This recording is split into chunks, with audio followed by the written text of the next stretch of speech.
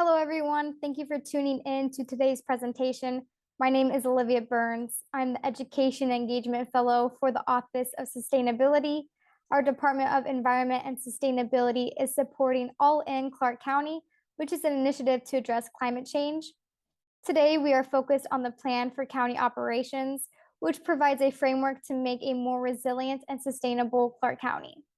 There are 5 key areas in the All In Plan: clean and reliable energy, resilient county operations, sustainable transportation, smart waste management and reduction, and water conservation and protection. As a county set in the deserts of the Southwest, we know what's at stake with our water and energy supply and intensifying urban heat island impacts. This plan recognizes those unique challenges. Today's presentation focuses on the resilient county operations key area. The 2 main goals of this area are to ensure the county operations are resilient to the impacts of climate change and to design all county developed infrastructure to support community resilience to future climate conditions. Clark County has a significant responsibility to serve not only its community, but its nearly 10,000 employees. The county plays a critical role in educating and equipping its employees to manage extreme heat and poor air quality conditions, both as it relates to ensuring employee well-being, as well as in outlining how employees should adapt their county roles and responsibilities during times of stress to conduct their job safely. Joining us today is Ariel Chenard, our urban heat specialist. As she goes through her presentation, there will be some interactive prompts to fill out at the bottom of the page. Feel free to comment or put a question, and we will review those prompts and your additional questions at the end of the presentation. Now I will pass it to Ariel to get us started on urban heat islands. Thank you, Ariel.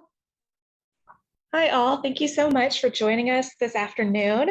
I'm going to take some time today to familiarize everybody with the urban heat island effect and talk a bit about extreme heat preparedness and familiarizing you with what that is and what that means for our community, and then talk a little bit about extreme heat preparedness.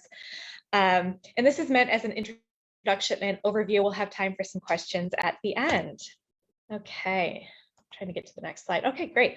So we're all familiar with the fact that our summers are hot. I mean, of course we are. We walk outside, we experience it on a near daily basis. But today I'm expanding on the urban heat island effect, or the UHI effect, and why it contributes to the unequal experience of heat across our metro area.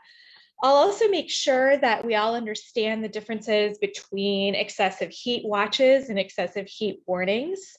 Dive a little bit deeper into how the experience of heat can vary from neighborhood to neighborhood, and talk about the impacts that heat can have on our communities, and familiarize everybody with preparing for and responding to extreme heat events.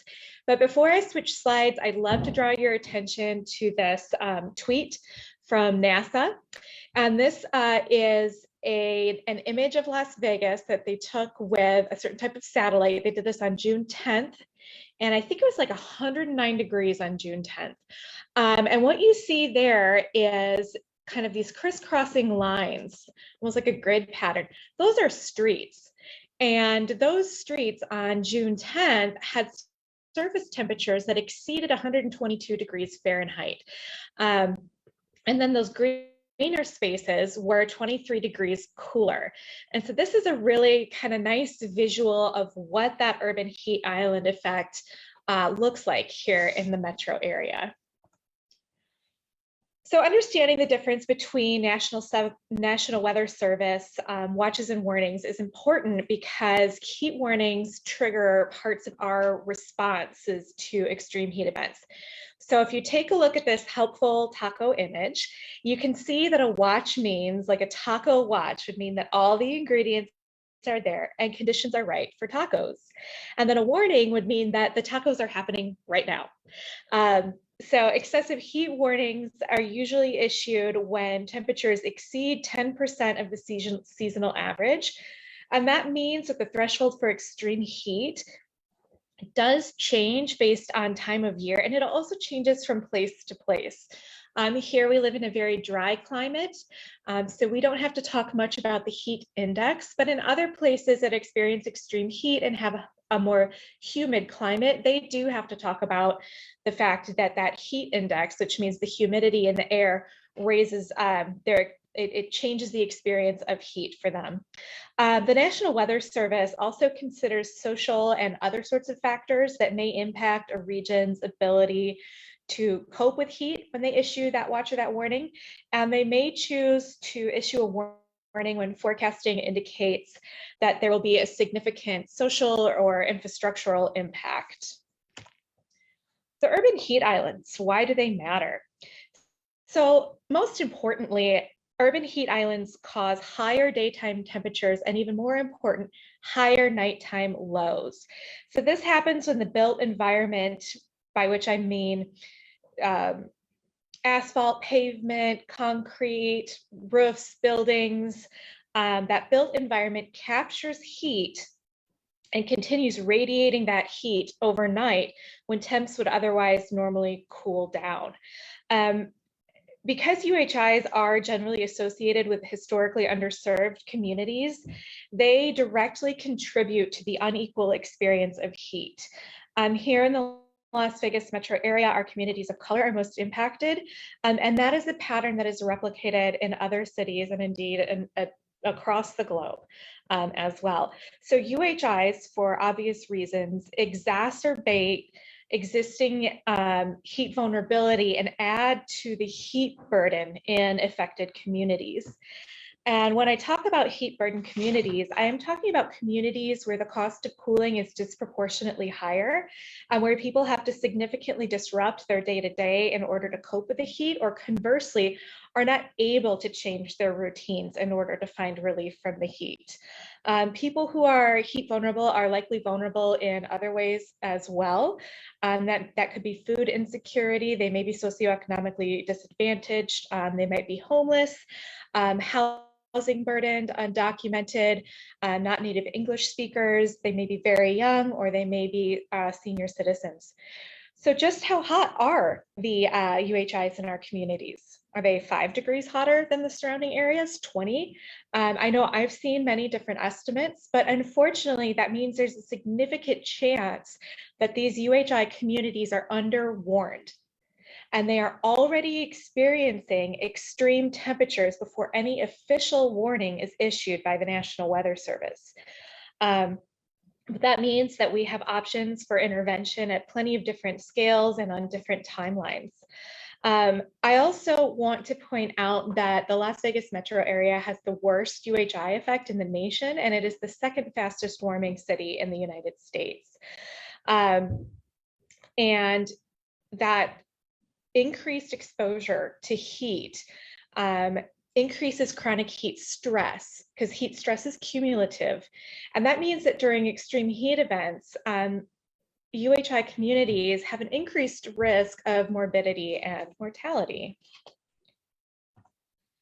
So real quickly, I just wanted to share with you all the heat vulnerability map that came from RTC's research into extreme heat in the metro area. So the green and blue areas have the least vulnerability to heat, whereas the yellow, orange, and red areas all have increasingly higher heat vulnerability. This map was created from a synthesis of quite a few different variables that considered not just things like temperature, but also income, age, other demographic factors, urban tree canopy, and more. So when the heat vulnerable communities are exposed to high temperature, again, those residents are more likely to have negative health impacts. And these heat vulnerable areas also get fewer opportunities to cool down at night or find daytime refuge from the heat. I unfortunately last summer saw a near doubling of heat-related deaths. And this may be due to the fact that we are now counting heat deaths differently. We are calculating this data in a new way. But it also could be because we are experiencing hotter summers. It's probably a combination of both. Either way, research shows that heat deaths are undercounted in the US and abroad. So it is likely that whatever official number comes out, it is an undercount of heat-related deaths, simply due to how deaths are reported. This sounds very grim, but because heat stress is cumulative, like I mentioned, both illnesses and heat-related deaths remain increased even after a heat wave ends. And this is called the culling effect. So heat poses health risks to everyone, but there are populations like those listed here on the slide that are more vulnerable to heat than others. Lives are lost and disrupted by heat every summer, and this is our region's deadliest natural hazard. In fact, it is the deadliest weather hazard across the globe. Additionally, heat can disrupt infrastructure and turn a heat emergency into a full-blown crisis. Very quickly, I wanted to take this opportunity to talk to you all about recognizing heat-related illnesses. So it's very important to know the signs and symptoms of heat illness. That can be anything from like heat rash, having that kind of prickly, itchy, red skin, or moving on to heat exhaustion, which involves the symptoms listed here, to heat stroke. Heat stroke is a medical emergency. If you suspect heat stroke in anyone, you need to call 911 right away. So not only do you need to know what to look for in yourself, you need to know what to look for in others, and you need to know what to do. So if you suspect heat stroke, you call 911 right away. In other instances, like heat exhaustion, heat cramps, heat rash, involves hydrating and finding an opportunity to cool down. I used to work in agriculture in Colorado, and we would get some pretty darn hot days, not as hot as here, but I would be out in it. And I do remember experiencing heat exhaustion, and one of my main symptoms was being very, very irritable and confused. And that's how I knew, and my coworkers knew, something wasn't quite right. And we all had to go take a break and get out of heat. So the county recognizes that we need those frontline resources for those who are most vulnerable to heat. So our cooling centers activate when the National Weather Service issues a heat warning. Before the summer, we had 13 total cooling centers with 9 located in the metro area. And I was tasked with making sure that our cooling centers were distributed equitably. And I noticed the need for facilities west of the 15 and additional locations, additional cooling center locations on our east side. But happily, I was able to create a partnership with the Las Vegas Clark County Library District that opens all LVCCLD locations as designated cooling centers, which more than doubled our cooling center locations. Cooling centers are extremely important. These are spaces where folks can go and sit down, cool off, and drink some cold water. But there are some challenges. Primarily, the biggest I think of is these operate on traditional business hours. Only some of our facilities offer extended hours, and only some of our facilities have the capability to house pets and people.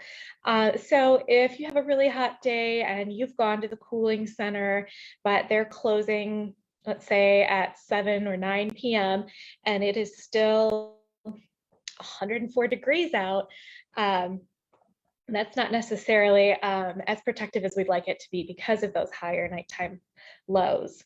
Also, they're not always the most appealing places to go because we aren't able to offer extended programming or co-location of resources. So in some cases, if you're going to a rec center, you may find like extra chairs in the lobby to sit down and cool off and drink water, or there may be, a classroom that isn't being used where folks can go in, sit down and cool down for a while. I happen to have a young child, so if we needed to access this resource to cool down, of course I would if our health was at risk, but that would be really challenging to find ways to amuse her while we took a break from the heat. So I was really excited to bring the libraries on because they do offer a lot of that.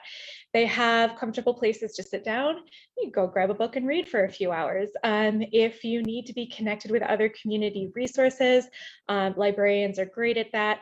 So the libraries were probably being used as sort of like an unofficial cooling resource, and having them on board officially is just absolutely wonderful.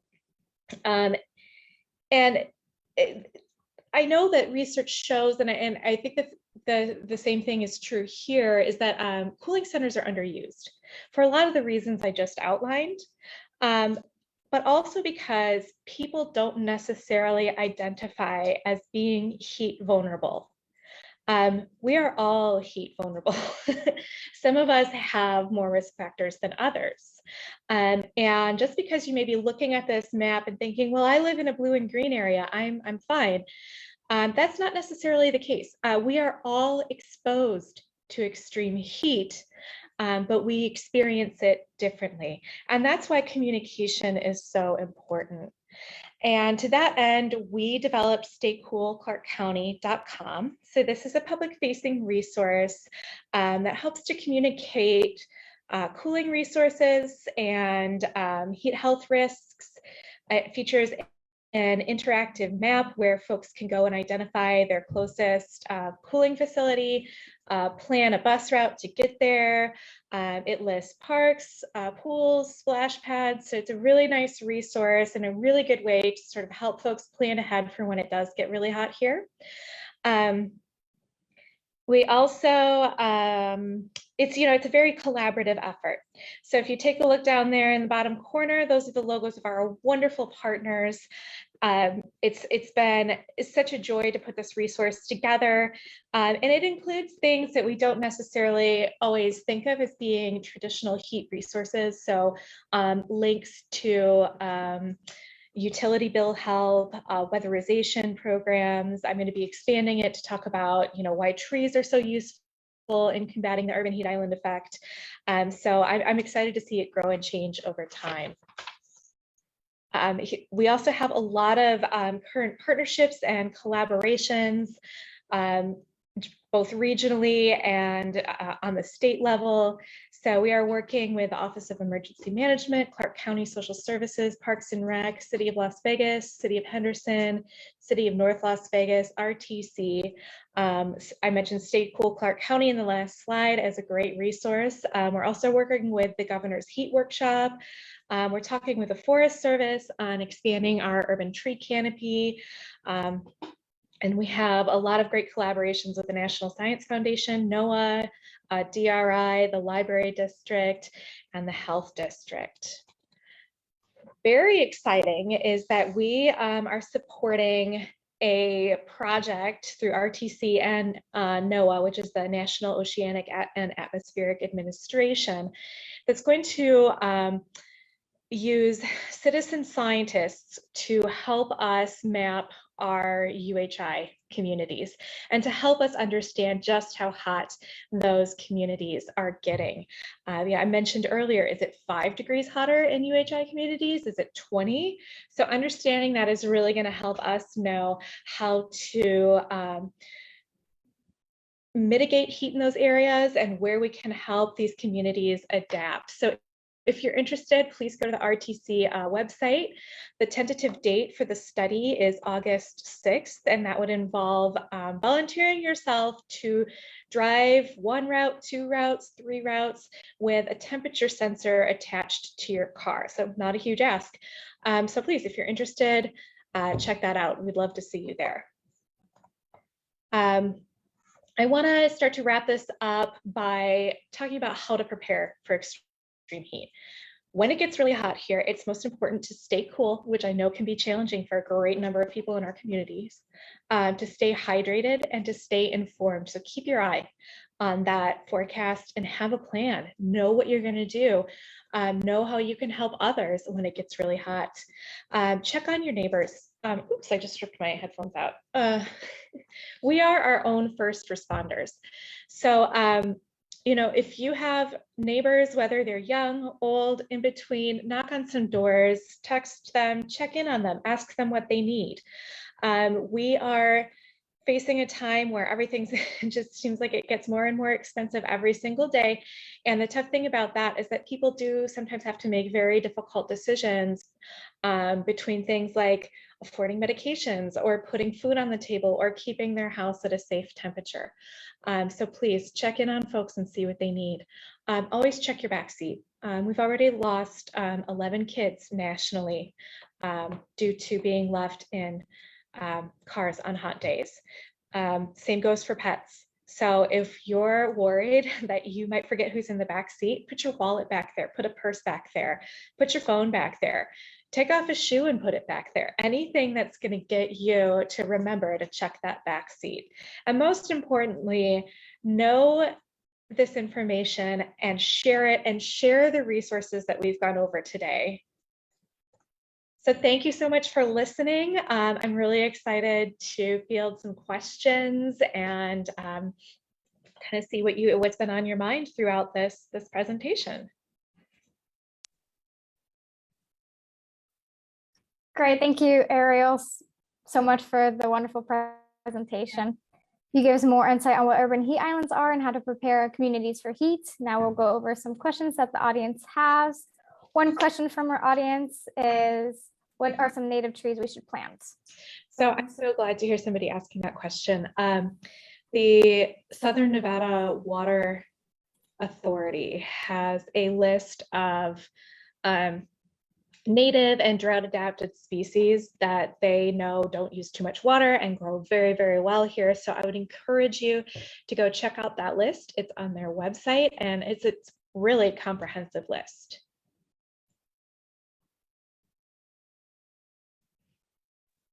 Great, thank you, Ariel. I'm sorry if I have an echo, looks like I do. We're going to go over now some of the prompts at the bottom of the screen. I'm going to share my screen, but here you could see Ariel and mine's contact information as with the Clark County social media. You could follow us there and learn more about the All in Clark County initiative at allinclarkcounty.com.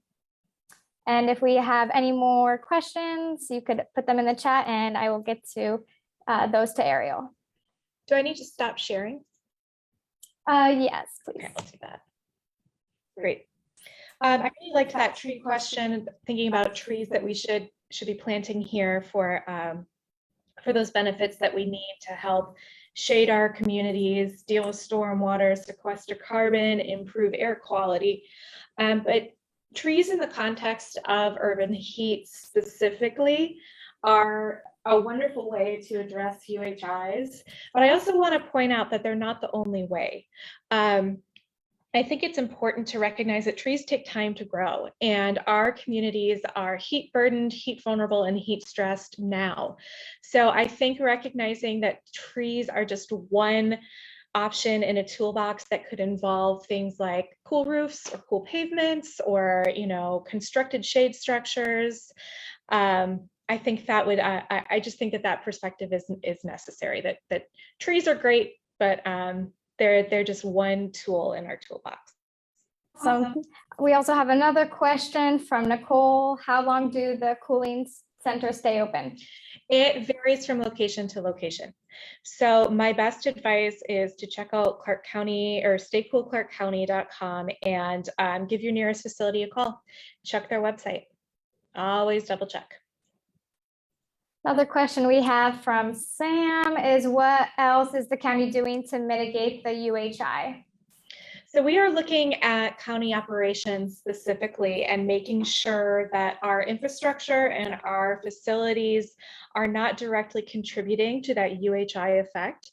We're also looking at different ways where we can adapt to and mitigate against heat at our own facilities, whether that be trialing cool pavements and parking lots, increasing tree canopy in facilities close to our heat burdened communities, and then just working too with on the policy side to make sure that we're planting the required landscape that we need so that we don't have urban heat islands in the future as development expands, and working to center equity and environmental justice in our efforts.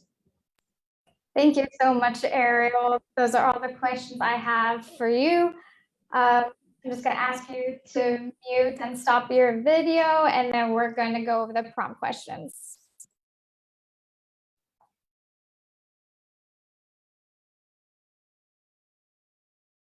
Okay, great. Thank you so much, Ariel, for all of that wonderful information. So here, everybody, we have some prompt questions that you could have answered during the presentation, or we could answer now. So we have just a few more minutes until this lunch and learn ends. So we're going to go over these pretty quickly. So number one is extreme heat is expected to be an increasing challenge in Clark County. How would that impact you or your family? So I'm just going to choose the basic ones and we're going to review the results together. The most popular answer is heat or related poor air quality could be a health risk for me and my family members. That's exactly right. How would you, what would help you stay safe during extreme heat? Check all that apply. Let's see what we have. We have air conditioning improvements in your home, resources to insulate your home, a cooling center or air conditioned place in the neighborhood. I'll just give you a few more seconds to answer the questions as we go on. How important do you think it is that Clark County is taking action to address the urban heat island effect? Very important, somewhat important, or not important? 100% of us said it's very important. Next question is, I would support more trees, parks, and green spaces in my community. Are you opposed, unwilling, unsure, willing, or enthusiastic? I'll do enthusiastic. Looks like all of us are enthusiastic or willing to support more trees, parks, and green spaces. How can urban heat island research actually change urban heat planning for well-established urban areas? Increase tree and vegetation cover, install cool reflective green roofs, use cool payments, utilize smart growth practices, or all the above? All the above. Imagine planting a shade tree at your own home. What are some of the challenges? Select all that apply. And I understand some of us may not even have a home where we could plant a tree, so you could put that in the other category as well. Or you are a renter. Looks like the most challenges where we rent or we don't know enough about trees and what species to choose, where to plant, and how to take care of it. Which strategies are most valuable to alerting public to emergencies? Select one. All right, looks like the top two choices are phone calls, local TV and radio, and having these emergencies alerts in multiple languages and organizations. And this is the last question. If you're interested in to attend another Lunch and Learn session like today's, what topic interests you? We have the 5 key areas of the county operations plan I went over in the beginning, along with some desert conservation and protection and climate change in Southern Nevada. Let's see. Looks like we have a lot listed, so that's really good. Desert conservation, climate change, clean energy, smart buildings, water conservation, community sustainability and climate action plan, and sustainable transportation. And then down here, you could see that you could register for the upcoming next week's presentation on water conservation. You can learn more about the All in Clark County initiative at allinclarkcounty.com. You could follow us on social media at Sustain Clark County, and you could get in touch with Ariel and me here. Here's our contact information if you need any more additional questions or comments. And I really appreciate everyone taking their time today to schedule this into their day. And it is time for us to log off. And if you want to be followed up, we have this presentation recorded. And like I said, you could follow up with Ariel and I for any additional questions. So thank you all very much.